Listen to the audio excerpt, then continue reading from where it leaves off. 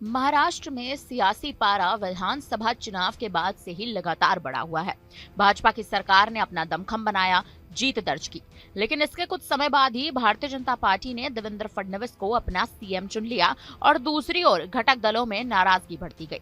महाराष्ट्र के पूर्व सीएम एकनाथ शिंदे की नाराजगी कई मुद्दों को लेकर बढ़ती गई और अब महाराष्ट्र के उप मुख्यमंत्री एकनाथ शिंदे अपनी ही सरकार से उखड़ते नजर आ रहे हैं। अब उन्होंने बैठकों से भी दूरी बनाना शुरू कर दिया है। जी हां, खबर आ रही है कि वह मुख्यमंत्री देवेंद्र फडणवीस की तरफ से बुलाई गई सोमवार को एक बैठक में नहीं पहुंचे। कहा जा रहा है कि उनकी नाराजगी की वजह पालक मंत्री पदों को लेकर जारी मतभेद नहीं सुलझाना है। सोमवार को देवेंद्र फडणवीस की अध्यक्षता वाली वॉर रूम मीटिंग में नहीं जाने के अलावा एकनाथ शिंदे ने 2 समीक्षा बैठकों को भी रद्द कर दिया। इनमें से एक शहरी विकास विभाग और दूसरी जल आपूर्ति विभाग की थी। इसके अलावा वे बीते सप्ताह हुई कैबिनेट बैठक में भी नहीं पहुंचे थे। एक निजी रिपोर्ट के सूत्रों के हवाले से खबर आ रही है कि एकनाथ शिंदे इस बात से खफा है कि सीएम के दावोस से लौटने के 10 दिन बाद भी रायगढ़ और नासिक जिलों के पालक मंत्री पदों को लेकर जारी विवाद नहीं सुलझ सका है।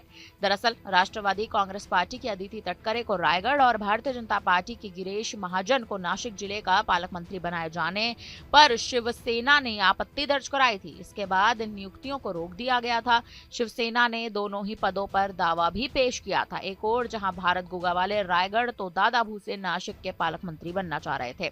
शिंदे भी कह चुके हैं कि पालक मंत्री बनने की चाह रखना गलत नहीं है। पहले माना जा रहा था कि WEF यानी वर्ल्ड इकोनॉमिक फोरम की बैठक से देवेंद्र फडणवीस की वापसी के बाद मुद्दा सुलझ सकेगा, लेकिन फिलहाल ये मामला खत्म होता नजर नहीं आ रहा है। इसके अलावा चर्चाएं ये भी हैं कि विधानसभा चुनाव जीतने के बाद शीर्ष पद नहीं मिलने से एकनाथ शिंदे अब तक नाराज हैं।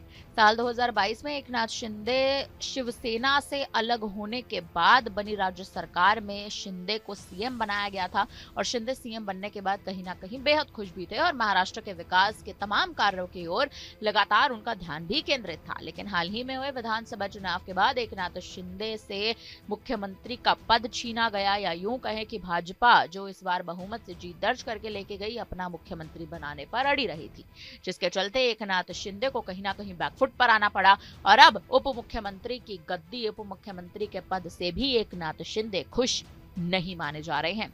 फिलहाल अब देखना यह अहम है कि दिल्ली चुनाव एक और चल रहे हैं, लेकिन दिल्ली चुनाव के बाद क्या महाराष्ट्र में सियासत में एक बड़ा उलटफेर देखने को मिल सकता है? क्या उप मुख्यमंत्री की पद से आने वाले समय में एकनाथ शिंदे इस्तीफा देते नजर आ सकते हैं, या कोई बड़ा सियासी खेल महाराष्ट्र में बेहद जल्द होगा? फिलहाल इस पर अब आप क्या कहेंगे? आप हमें अपनी राय कमेंट करके जरूर दें।